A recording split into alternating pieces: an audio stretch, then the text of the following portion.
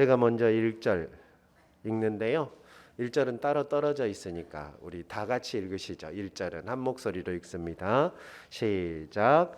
할렐루야 여호와께 감사하라. 그는 선하시며 그 인자하심이 영원함이로다. 아멘. 제가 43절 읽습니다. 여호와께서 여러 번 그들을 건지시나 그들은 교묘하게 거역하며 자기 죄악으로 말미암아 낮아짐을 당하였도다.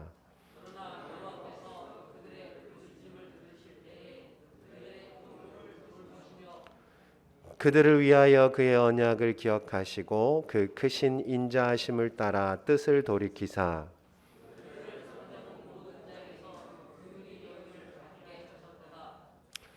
여호와 우리 하나님이여 우리를 구원하사 여러 나라로부터 모으시고 우리가 주의 거룩하신 이름을 감사하며 주의 영예를 찬양하게 하소서.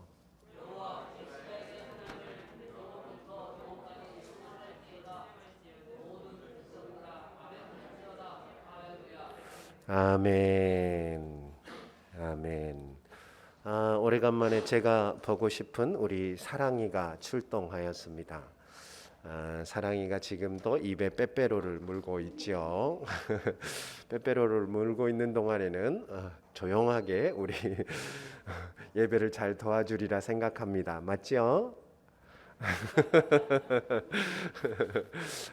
사랑이가 혹여 중간에 잠깐 다른 짓을 하더라도 여러분은 사랑이 쪽으로 눈길을 주셔서는 안 됩니다. 아셨죠? 예배에 집중하셨으면 좋겠습니다. 시편 106편은 여호와께 감사하라라는 명령으로 시작됩니다. 우리 1절 다시 한번 같이 읽으시죠. 시작.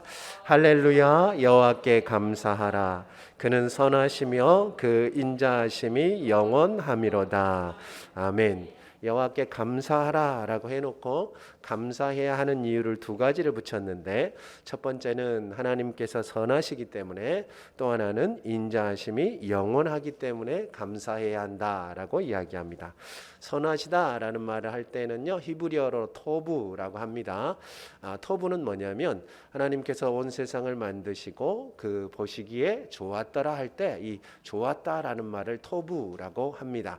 그러니까 하나님이 선하시다라는 말은 우리말로 쉽게 받아들이자면 이런 겁니다. 하나님 정말 좋으신 분이다. 그죠? 그래서 예전에 우리 예배 시작할 때 항상 좋으신 하나님 이렇게 찬양하며 시작했잖아요.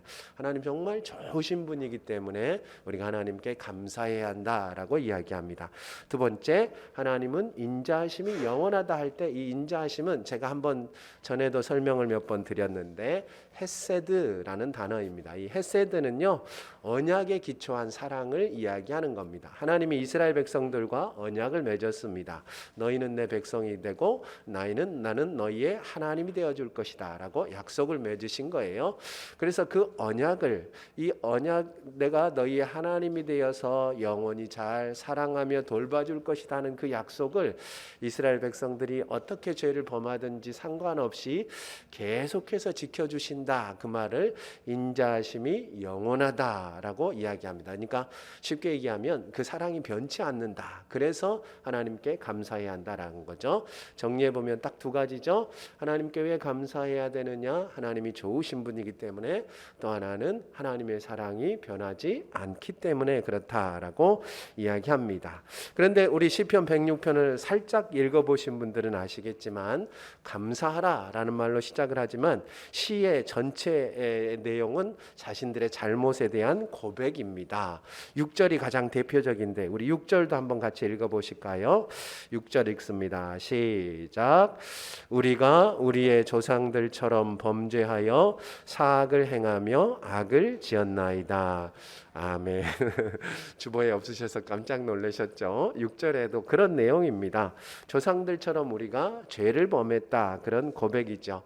그래서 그 고백처럼 7절부터 33절까지가 이스라엘 백성들이 출애굽하고 광야에서 하나님께 지은 죄에 대한 고백입니다. 홍해를 앞두고는 다 죽게 되어졌다고 원망했고 광야에서는 먹을 것이 없다, 마실 물이 없다 원망했으며 하나님이 세운 지도자 모세와 아론을 대항하였고 금송아지 송아지를 만들어서 하나님이라고 우상 숭배를 하였으며 우상에게 제사한 음식을 먹음으로 이 우상에게 절하는 그런 죄에 빠진 내용을 하나하나 다 고백을 하고 있죠. 그런데 죄는 광야에서만 그치는 것이 아닙니다. 가나안 땅에서도 들어가서 죄를 지었는데 34절에서 43절까지가 가나안 땅에 들어가서 지은 죄에 대한 내용입니다.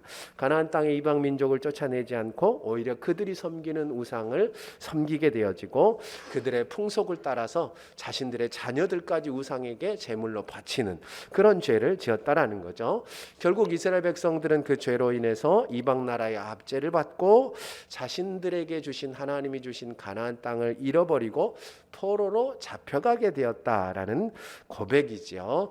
그리고 난 다음에 44절에서 46절까지는 이제 포로에 잡혀와서에 대한 일입니다. 우리 44절에서 46절 주보에 있죠. 44절에서 46절 다시 한번 읽습니다. 시작. 그러나 여호와께서 그들의 부르짖음을 들으실 때에 그들의 고통을 돌보시며 그들을 위하여 그의 언약을 기억하시고 그 크신 인자하심을 따라 뜻을 돌이키사 그들을 사로잡은 모든 자에게서 긍휼히 여김을 받게 하셨도다. 아멘. 포로로 잡혀간 이스라엘 백성들이 하나님께 부르짖자 하나님께서는 그들의 고통을 보시고 이전에 그들의 하나님이 되어주시겠다고 맺으셨던 언약을 기억하셔서 하나님은 그 백성을 돌보시겠다라는 언약을 끝까지 지키셨다라는 거예요. 그래서 포로로 잡혀오기는 했지만 그들을 잡아간 사람들의 눈에서 은혜를 입게 하셨다. 그러니까 포로로 잡혀온 것은 굉장히 슬프고 괴로운 일이지만 그 포로로 잡혀온 중에서도 은혜를 입게 하셨다, 그런 이야기입니다. 47절이 이제 이 시편의 결론인데요. 우리 47절 말씀 함께 읽습니다. 왜 이렇게 길게 자신들의 죄를 고백했느냐? 결론이 47절입니다. 시작. 여호와 우리 하나님이여 우리를 구원하사 여러 나라로부터 모으시고 우리가 주의 거룩하신 이름을 감사하며 주의 영예를 찬양하게 하소서. 아멘. 포로로 잡혀간 중에도 다른 사람들에게 은혜를 입게 되니까 이제 이스라엘 백성들이 간이 조금 더 커진 거죠. 그래서 더 큰 것을 구합니다. 포로로 잡혀가 여러 나라에 흩어져 있던 이스라엘 백성들을 풀어주셔서 가나안 땅에 다시 돌아와서 하나님께 감사하며 찬양할 수 있게 해달라 하는 그런 기도가 이제 이 47편 106편의 내용입니다. 그러니까 이렇게 생각을 해볼 수 있겠습니다. 먼저 하나님께 감사하라, 그 이유에 대해서 설명을 했고, 그 다음에는 자신들이 지은 죄에 대해서 쭉 나열을 한 거예요. 그러고 난 다음에 그런데도 불구하고 맞아주고 마땅한 놈들이지만 하나님이 불쌍히 여기셔서 여기서 은혜를 입게 하셨으니까 하나님 이제 우리 다 돌아가게 해주세요. 이런 내용이 바로 106편의 내용이라고 할 수 있습니다. 이제 다음 주가 추수감사 주일이잖아요. 그래서 오늘 말씀을 통해서 이 감사에 대해서 몇 가지만 함께 생각해 보려고 합니다. 첫 번째는 우리가 언제 감사해야 하는가에 대한 겁니다. 언제 감사해야 하느냐에 앞서서 먼저 생각해야 되는 게 감사가 뭘까 하는 겁니다. 감사는 뭐냐면 고맙게 여기는 마음을 표현하는 것, 그런 것을 감사라고 합니다. 그러니까 감사는 무언가 고마운 일이 있고 난 다음에 하는 것이 감사죠. 감사한 마음을 표현하는 거니까 고마운 일이 있고 난 다음에 그 감사한 마음을 표현하는 것, 그러니까 감사는 그 뒤에 있는 것이 일반적인 겁니다. 그런데 오늘 말씀에 여호와께 감사하라라는 말을 듣고 있는 사람들은요, 지금 나라와 땅, 자신의 모든 재산과 자유까지 잃고 이방 땅에 포로로 잡혀온 사람들입니다. 또 이 전쟁의 와중에 대다수의 사람들은 자신의 가족들까지 잃었을 겁니다.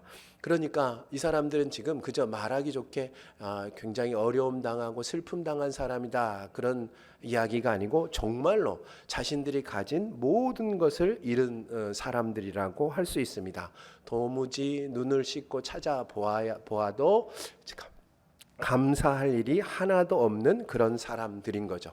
그런데도 불구하고 오늘 말씀은 이 사람들에게 이렇게 이야기합니다.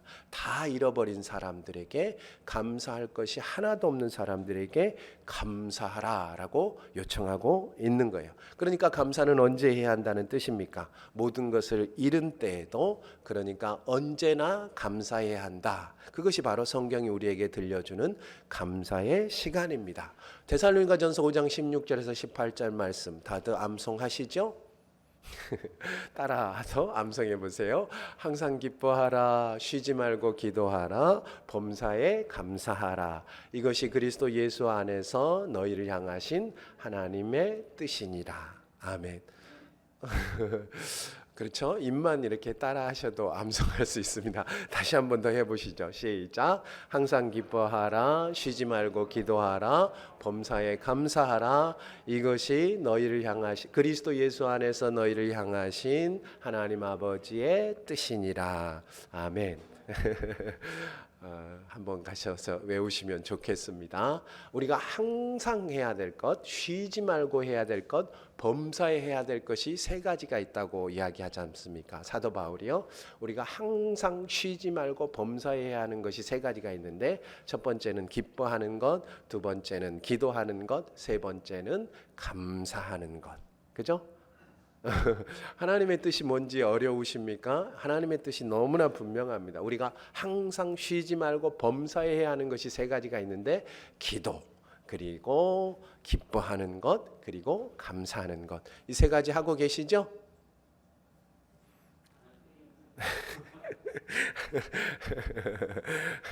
그렇죠?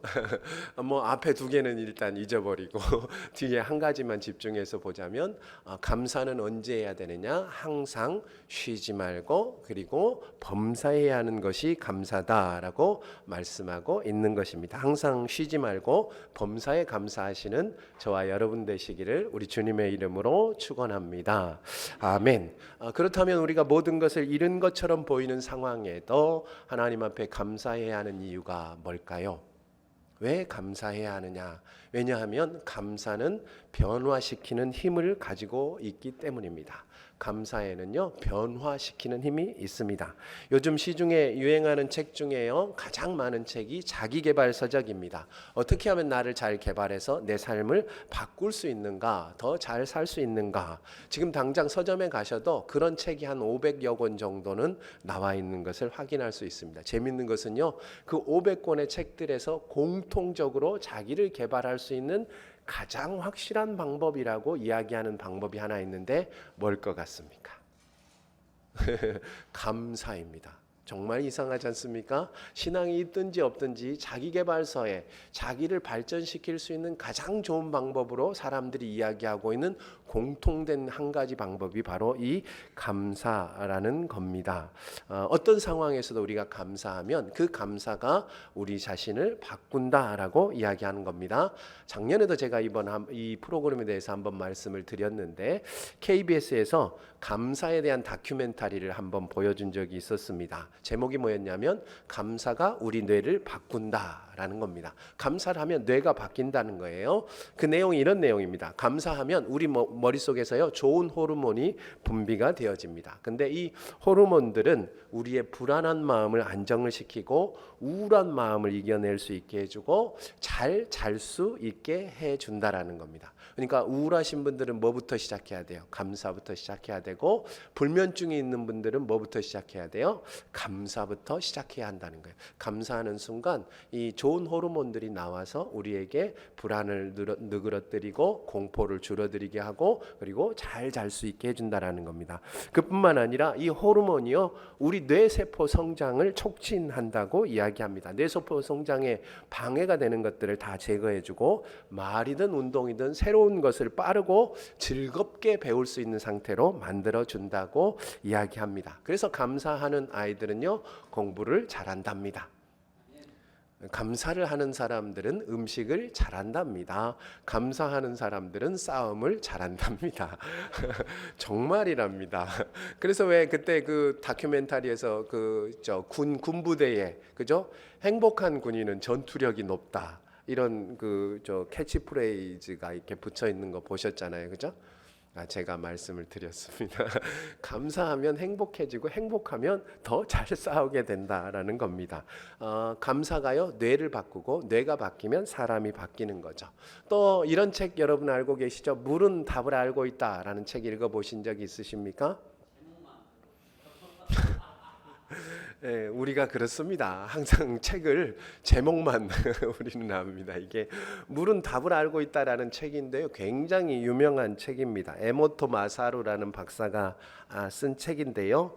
그 책에 보면 별게 아닙니다. 고맙고 감사하다는 말이나 글을 들은 물이 아름다운 결정을 맺는다라는 그런 실험 결과들을 기록해 놓은 책입니다. 그러니까 이 박사가요 물에게 고맙다 이런 이야기를 하고 혹은 그 앞에다가 고맙다라는 말을 이 물컵에다가 딱 써붙여 놓은 다음에 그 물이 어떻게 변화되는지 전자현미경으로 그 결정을 이렇게 확인을 한 거죠. 근데 고맙고 감사하다라는 말을 그리고 듣고 보여준 그런 물들은 정말로 아름다운 이 정육각형 모양의 이 좋은 결정을 맺는 반면에 그렇지 않은 말을 들은 그런 글을 본 물들은 그야말로 공격적이고 파괴적인 형태로 결정을 맺는다 하는 그런 기록들을 이렇게 적어놓은 책이 바로 이 물은 답을 알고 있다라는 책입니다. 2편도 나왔어요. 굉장히 인기가 많아서 이런 유사한 실험들은 아마 우리가 주변에서도 많이들 보셨을 겁니다. 감사하다라는 말을 들려준 양파, 고구마, 밥은요 건강하게 잘 자라고 잘 썩지도 않는다. 이거 해보신 적 있으십니까? 안 해보셨으면 집에 가서 양파 하나 이렇게 한번 키워 보십시오.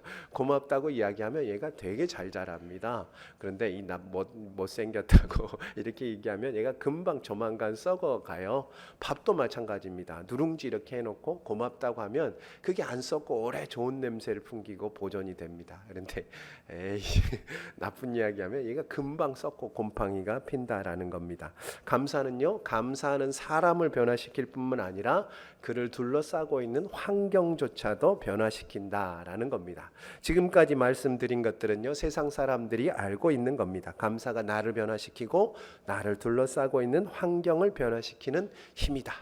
그런데 감사가 가지고 있는 가장 위대한 변화시키는 힘은요, 하나님의 마음을 움직인다라는 것입니다. 여러분, 감사는요 혼자 하는 게 아니지 않습니까? 고마운 마음을 고마운 사람에게 표현하는 것, 그것이 감사입니다. 그러니까 감사는 대상이 있는 거예요. 나 좋으라고 하는 것이 아니고 상대방 좋으라고 하는 것이 감사예요. 그러니까 만일에 감사가 무언가를 변화시킨다면 가장 많이 변화시키는 것은 감사하는 사람이 아니고 그 감사를 듣는 대상이 될 수밖에 없다라는 것입니다. 사실 자식을 가진 부모들이라면 이 마음을 너무도 쉽게 이해할 수 있을 것입니다. 부모들은 자녀들에게 맛있는 음식 먹이는 것을 참 좋아합니다. 그렇죠. 저희 아내도 가만 보면 음식을 해가지고 맛있다는 이야기를 들으면 되게 좋아하는데 반응이 신통치 않으면 그날 저녁 영 이렇게 컨디션이 나쁩니다. 자녀들이 맛있다고 이야기하는 걸 그걸 되게 좋아해요. 왜냐하면 자녀들에게 꼭 필요한 음식이기 때문에 그걸 먹이는 것도 좋아하지만 그걸 먹고 행복해하는 모습을 보는 것, 그것도 굉장히 좋아합니다. 그렇게 자녀들이 맛있는 음식을 먹고 좋아하고 감사할 때 부모들의 마음에 어떤 생각이 듭니까? 내가 더 맛있는 것 해줘야겠다, 더 좋은 것 해줘야겠다 하는 생각이 드는 겁니다. 문제는 상황이 여의치 않아서 그렇게 좋은 것 먹이지 못할 때입니다. 그럴 때 자녀들이 두 가지 반응 중에 하나를 보이죠. 내가 좋아하는 것 먹지 못해서 반응이 시큰둥한 놈이 하나 있고, 내가 비록 좋아하지 않고 맛도 없지만 그래도 이거 준비하느라고 너무너무 애썼을 엄마를 생각하며 아빠를 생각하며 고맙습니다, 감사합니다 하고 맛있게 먹을 때 언제 부모의 마음이 불타오릅니까? 내가 더 맛있는 것 해 먹어야겠다 그런 생각이 언제 듭니까? 이게 맛없다고 이렇게 투덜대는 아이를 보며 이렇게 시큰둥하고 먹지도 않는 아이를 보면 내가 더 맛있는 건 해 먹여야지 그런 마음이 듭니까? 아니면은 그럼에도 불구하고 엄마가 애를 썼으니까 맛있고 고맙습니다. 이렇게 먹는 아이를 볼 때 마음이 더 불타오릅니까?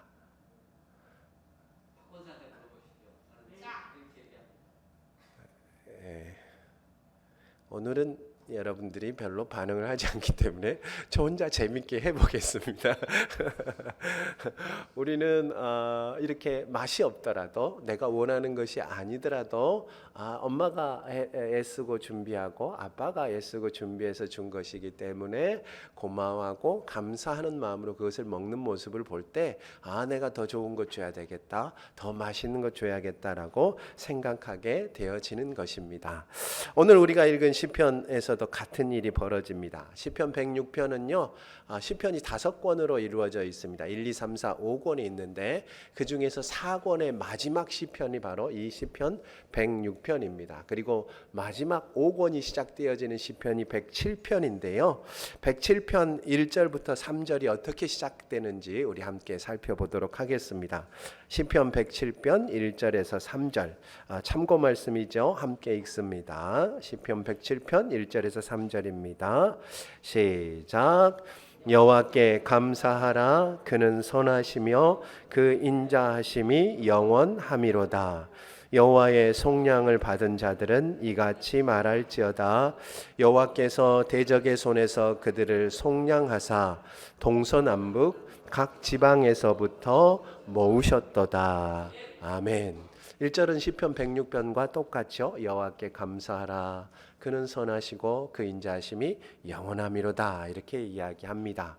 그런데 시편 106편에서는 어떻게 했습니까? 하나님 우리를 불쌍히 여기셔서 동서남북으로부터 우리를 모아주셔서 모인 자리에서 하나님께 감사하게 해주십시오. 그렇게 시편 104편이 끝났단 말이에요. 아니 시편 4권이 끝났죠. 106편이. 근데 시편 107편에서는 뭐라고 합니까? 하나님께서 우리에게 베풀어 주신 구원을 감사해라. 하나님께서 우리를 동서남북 각 지방에서 모으셨다라고 이야기합니다. 무슨 얘기를 하고 있습니까? 정말로 다 이런 상황 가운데에서도 하나님 앞에 감사드렸더니 106편이 끝나고 107편이 시작되면서 하나님께서 우리의 기도를 들으시고 우리를 동서남북 모든 곳에서 모아주셨다라고 감사하는 이야기가 거기 있는 것입니다. 모든 것을 잃은 가운데 하나님을 향하여 드려진 감사가요, 누구의 마음을 움직인 거예요? 하나님의 마음을 움직인 것입니다. 그래서 그 백성들을 다시 다 모아서 하나님 앞에 감사할 수 있게 한 것이죠. 감사는요, 나를 바꾸고 상황을 바꾸며 하나님의 마음을 움직입니다. 그러므로 변화를 원하신다면 우리가 가장 먼저 해야 하는 것은 바로 감사입니다. 감사를 통해 삶의 변화를 경험하시는 저와 여러분 되시기를 우리 주님의 이름으로 축원합니다. 아멘. 그런데 감사가 이렇게 좋은 건데 감사가 쉽지가 않습니다. 왜냐하면 우리가 살아가는 현실을 바라보면 감사보다는 먼저 불평이 나올 수밖에 없는 것이 우리가 살아가는 현실입니다. 그래서 가만히 생각해 봤어요. 왜 감사가 어려울까? 감사가 어려운 이유는요, 우리가 이렇게 생각하고 있기 때문입니다. 내가 만족해야지, 좋아야지만이 하나님 앞에 감사할 수 있다라고 생각하기 때문입니다. 만족스러워야 감사하는 것, 그것이 당연한 것 같지만 사실 만족스러워야 감사할 수 있다라는 이런 생각이요, 우리의 삶에서 감사를 가져가는 가장 주된 원인입니다. 내가 좋아야지 감사하는 거지, 내가 만족해야지 감사하는 거지, 당연한 것 같지만 사실은 그 생각이요, 우리의 삶에서 감사를 뺏어가게 되어집니다. 우리가 살아봐서 알지만 사람이라는 것이 욕심이 끝없는 존재입니다.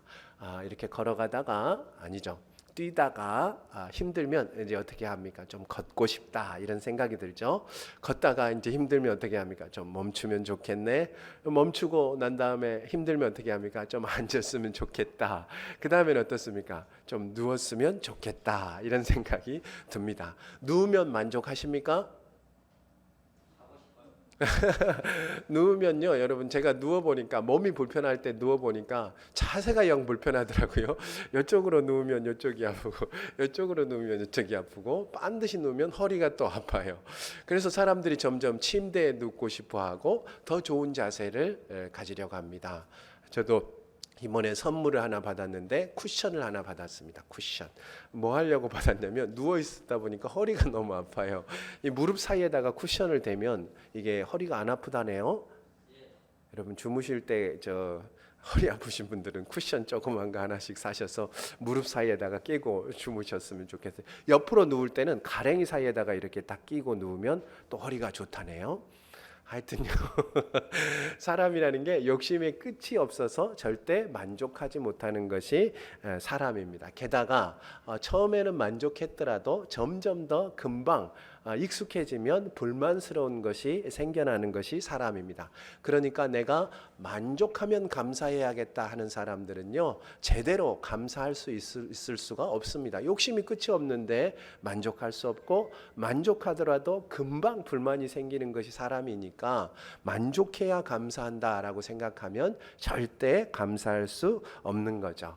여러분 선물 받아본 적 있으시죠? 나는 인생 살면서 한 번도 제대로 선물 받아본 적이 없다 하시는 분은 살짝 손들어 주세요. 제가 여러분에게 정말 기가 막힌 선물 하나씩 해드리도록 하겠습니다. 선물 받아보신 분 없으신 분? 다들 받아보셨나 보네요. 여러분의 인생에서 가장 고맙고 감사한 선물이 무엇이었습니까? 저는 저희 아내입니다. 하은이요. 하은이가 받아본 가장 고마운 감사한 선물은 뭐였게?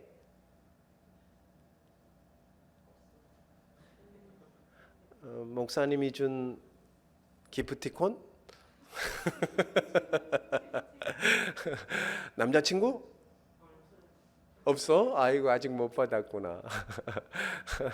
성철이가 받아본 가장 고맙고 감사한 선물은 뭐였습니까?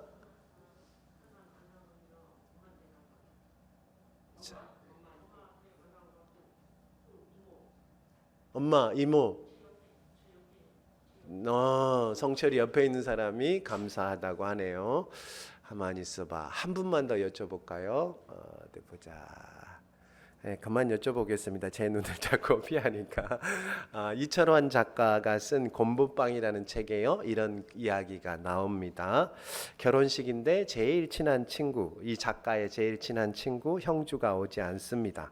식이 다 끝나고 친구 아내가 애를 업고 차가 밀려서 늦었다며 달랑 편지 한 통 건넵니다. 편지 내용이 이렇습니다. 제가 그대로 읽어드리겠습니다. 철환아, 형주다. 나 대신 아내가 간다. 가난한 내 아내의 눈동자에 내 모습도 함께 담아 보낸다. 하루 벌어 하루를 먹고 사는 리어카 사과 장사이기에 이 좋은 날 너와 함께 할 수 없음을 용서해다오. 어제는 아침부터 밤 12시까지 사과를 팔았다. 온종일 추위와 싸운 돈이 13,000원이다. 하지만 힘들다는 생각은 들지 않는다. 아지랑이 몽기몽기 피어나던 날 흙 속을 뚫고 나오는 푸른 새싹을 바라보며 너와 함께 희망을 노래했던 시절이 내겐 있으니까. 나 지금 눈물을 글썽이며 이 글을 쓰고 있지만 마음만은 기쁘다. 철환이 장가간다. 철환이 장가간다. 너무 기쁘다. 아내 손에 사과 한 봉지 들려 보낸다. 지난밤 노란 백열등 아래서 제일로 예쁜 놈들만 골라냈다. 신혼여행 가서 먹어라. 그리고 편지와 함께 10,000원짜리 한 장, 1,000원짜리 3장이 들어 있었습니다. 가장 친한 친구라면서도 결혼식에도 오지 않고 겨우 13,000원, 그것도 결혼식 끝난 후에야 아내를 통해서 보내온 축의금, 만족스럽습니까? 만족스럽지 못합니까? 어떤 분들은 만족스럽지, 그것 자체로는 만족스럽지 못하다 생각할 겁니다. 그런데 이 친구가 뇌성마비를 앓는 친구예요. 그래서 어쩔 수 없이 리어카로 사과 장수하는 친구인데, 친구 결혼식에 축의금 보내려고 하루 종일 12시간 추운 겨울에 바람 맞으며 이렇게 번 돈 13,000원, 그걸 축의금으로 보냈으니 그게 얼마나 고맙고 감사한 일입니까? 그것 자체는 만족스럽지 못하더라도 그 속에 담겨 있는 친구의 마음이 너무나 고맙고 감사한 거죠. 그래서 사과 한 봉지가 아니고 그냥 썩은 사과 하나였더라도 13,000원이 아니고 그야말로 1,000원짜리 한 장이 있더라도 고마워했을 겁니다.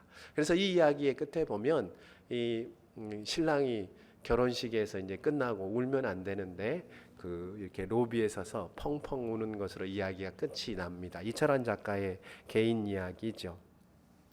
그 말씀을 드리고 있는 것입니다. 1절 말씀 우리 다시 한번 읽어봅니다. 오늘 말씀 1절입니다. 시작.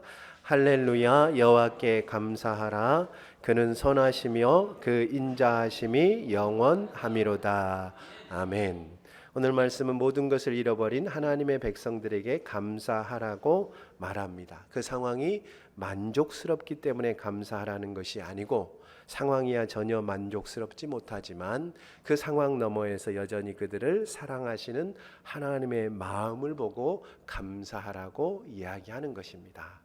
13,000원에 담겨있는 친구의 마음을 보니 감사할 수 있었던 것처럼 이 어려운 상황 가운데에도 모든 것을 잃어버린 상황 가운데에도 여전히 그들을 향하여서 좋은 마음 그리고 인자하심이 변하지 않는 하나님의 마음이 있기 때문에 감사하라라고 성경이 이야기하고 있는 것입니다. 하나님의 백성들이 왜 모든 것을 잃고 남의 나라에 포로로 끌려왔습니까? 그들이 하나님의 말씀을 듣지 않고 범죄하였기 때문입니다. 그대로 놔두면 그들이 영원히 멸망할 것을 알기에 그들을 사랑하신 하나님이 회초리를 드신 거죠. 때려서라도 정신 차려서 살리려고 하신 것입니다. 그것을 사랑의 매라고 합니다. 회초리 맞는 거 좋아하시는 분 계십니까? 회초리 맞는 거 좋아하는 사람이 어디 있겠습니까? 있다면 딱 한 사람이죠. 회초리에 담긴 부모의 마음을 이해하는 자식만이 그 회초리를 사랑하고 좋아하는 겁니다. 맞은 놈은 발 뻗고 자도 때린 놈은 잠 못 든다라는 말 아시죠? 맞은 놈은 발 뻗고 잡니다마는 때린 놈은 잠 못 든다. 제가 아이를 키우면서 깨달은 것이 딱 하나입니다.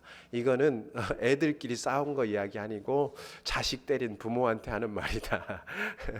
무슨 얘기인지 아시죠? 자식 때린 부모는요, 이 회초리 맞은 자식은요 아프고 힘들지만 한바탕 울고 나면 울다 지쳐서 잠이 들게 됩니다. 그런데 때린 부모는 자식 종아리에 든 멍 그리고 이 아이가 맞으면서 흘렸던 눈물들 그리고 혹여라도 이 아이를 때리는 것이 이 아이의 마음에 영원히 상처로 남을까봐 밤새도록 잠을 못 이룹니다. 그죠? 맞은 자식은 발 뻗고 자도 때린 부모는 잠을 못 이루는 것, 그것이 부모의 마음이죠. 부모가 회초리 될 때는 그런다라는 것을 이해하는 자식만이 부모의 회초리에 감사할 수 있는 것입니다.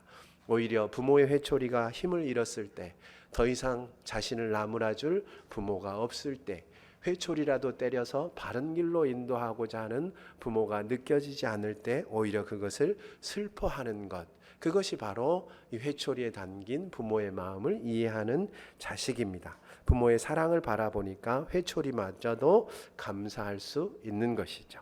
감사할 일이 있어야 감사하지 하시는 분들 많이 계시죠. 눈앞에 만족스럽지 못한 상황을 보지 마시고 하나님을 바라보십시오. 우리 하나님은 선하시고 인자하심이 영원하신 분입니다. 좋으신 하나님, 우리를 보살펴 주시겠다라는 약속을 절대로 변함이 없이 지키시는 우리 하나님 바라보심으로 범사에 감사하며 사시는 저와 여러분 되시기를 우리 주님의 이름으로 축원합니다. 기도하겠습니다.